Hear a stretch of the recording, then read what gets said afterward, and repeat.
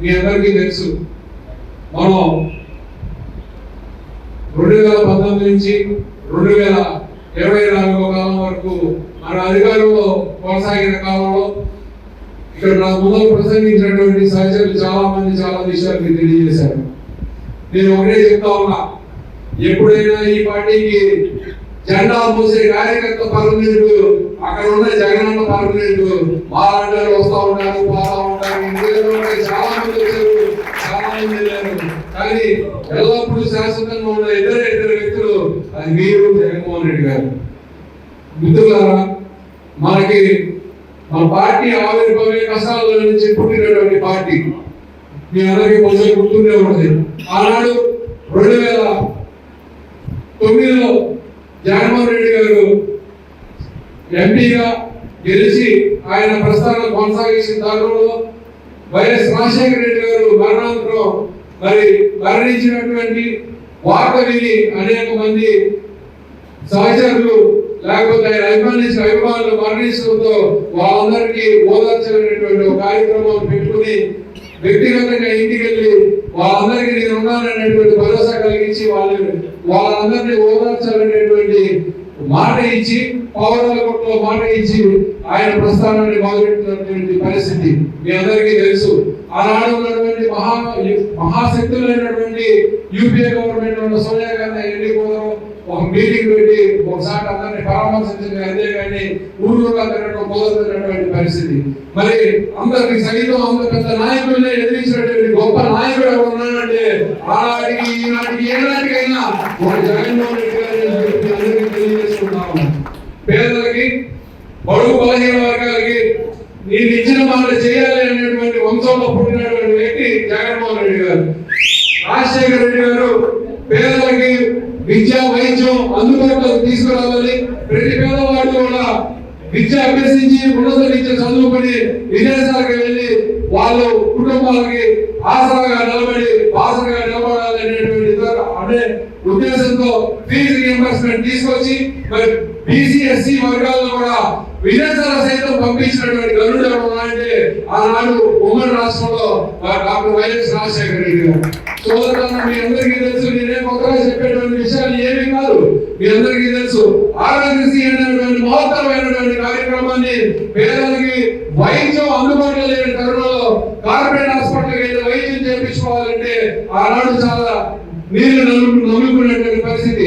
లేకపోతే ఉన్నత వర్గాల దగ్గరికి వెళ్ళి అప్పులు తెచ్చుకుని ఈ ప్రైవేట్ హాస్పిటల్కి వెళ్ళి మనం ఆపరేషన్ చేయించుకునే పరిస్థితి నుంచి పేదవాడు అనేవాడు వైద్యం అందరూ మరణించడం చూడకూడదని ఆనాడు డాక్టర్ వైఎస్ రాజశేఖర రెడ్డి గారు మహానుభావుడు దేవుడు ఆయన తీసుకొచ్చి ఆరోగ్యశ్రీ అనేటువంటి పథకాన్ని పెట్టి ప్రతి పేదవాడు కూడా వెళ్ళి వైద్యం చేయించినటువంటి పరిస్థితి తీసుకొచ్చినటువంటి పరిస్థితి మనందరికీ గమనించాం, మనందరూ అభినందించాం.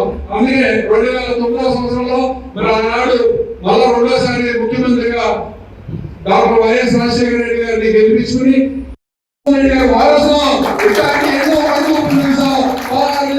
శిక్షలో ఉంటే ఏమి పేరు బాగా పెడితే కేసులు పెడతారు, నన్ను లోపలేస్తారు, లేకపోతే వాళ్ళు లోపలేస్తారు. కానీ వానాకాలం తర్వాత ఎండాకాలం అనేది ఒకటి వస్తుంది. ప్రతి ఒక్క కాలం మీ కాలం చెల్లిన వెంటనే మా కాలం వచ్చిన తర్వాత మీరు ఎక్కడికి వెళ్ళాల్సి వస్తాం అనేది ఒకసారి గుర్తుపెట్టుకోవాలి.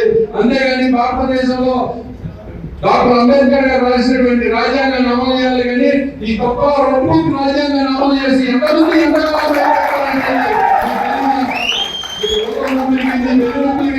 సభ్యులకి ఇక్కడ ఏ వైఎస్ఆర్ కాంగ్రెస్ పార్టీ సభ్యులు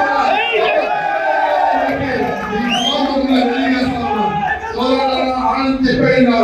ఇక్కడ మనం ప్రధానంగా తీసుకుంటున్నాం, మనం అందరం ఐకమత్యంతో కొనసాగి వీళ్ళందరి మీద దాడి చేయకపోతే మనల్ని విభజించి పరిపాలించి వీళ్ళు రాష్ట్రీయ ముస్లిం కేసులు పెట్టి మనం వేధిస్తారని మీ ద్వారా తెలియజేసుకుంటా ఉన్నా. మీ అందరికీ నేను అండగా ఉంటాను.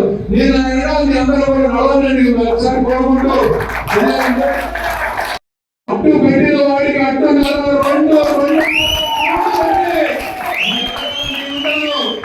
మనల్ని ఎవరైతే హింసించాడో హింసని వాళ్ళు అందరికంత అనుభవించేటువంటి తరుణం తీసుకుంటాను.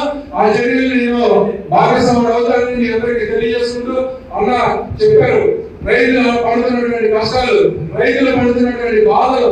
ఎందుకంటే మనం ప్రభుత్వ హాయంలో రైతులకి క్రాప్ ఇన్సూరెన్స్ కట్టినటువంటి పరిస్థితి, ప్రభుత్వమే రైతుల తరఫున క్రాప్ ఇన్సూరెన్స్ కట్టి ఈ విపత్తులు ఎప్పుడైనా వచ్చినప్పుడు ఈ ఇన్సూరెన్స్ కంపెనీ ద్వారా నేరుగా వాళ్ళ ఖాతాలో జమ అయినటువంటి పరిస్థితి. అవునా? అది మరి అది మన జరిగినటువంటి విపత్తులో మరి రాష్ట్ర ప్రభుత్వం పూర్తి స్థాయి వైఫల్యం చెంది వాళ్ళకి ఇన్సూరెన్స్ కట్టినటువంటి పరిస్థితి. ఈయన విజనరీ అని చెప్పి కలవారు చెప్పి సులువుగా చెప్తానికి చెప్తే చేసింది శూన్యం. నువ్వు డైరెక్ట్ గా ఈ వేదిక ద్వారా ప్రశ్నిస్తా ఉన్నావు, మీరు ఎందుకంటే కట్టలేకపోయారు? జగన్మోహన్ రెడ్డి గారు కట్టిన ఇన్సూరెన్స్ ని మీరు ఎందుకు కట్టలేకపోయారని వేదిక ద్వారా ప్రశ్నిస్తా ఉన్నాం. మరి రైతులకి పంట నష్టం జరిగితే ఇన్సూరెన్స్ కంపెనీ ద్వారా డైరెక్ట్ గా వాళ్ళ అకౌంట్ లో పడినటువంటి పరిస్థితి. మరి ఈనాడు ఎందుకని పడలేదు? మీరు ఇచ్చినటువంటి నామమాత్రపు నష్టపరిహారం ఇచ్చి మీరు ఖండితం చర్యగా తీసుకుని రైతుల నోట్లో మట్టి కొట్టినటువంటి పరిస్థితి. సోదరులకి అన్ని మీరు చెప్పేదానికన్నా మీ అందరికీ బాగా ఎక్కువ తెలుసు కాబట్టి మీరు సుదీర్ఘమైనటువంటి ఇంకా మాట చెప్పాల్సినటువంటి అవసరం ఉండదు. దేవుడుగా కొలిసినటువంటి డాక్టర్ బిఆర్ అంబేద్కర్ గారిని 110 అడుగుల ఎత్తులో పెట్టి వీళ్ళందరూ కాలంగా కూడా నేను శాసనాలు చేసి చూపిస్తానని చెప్పి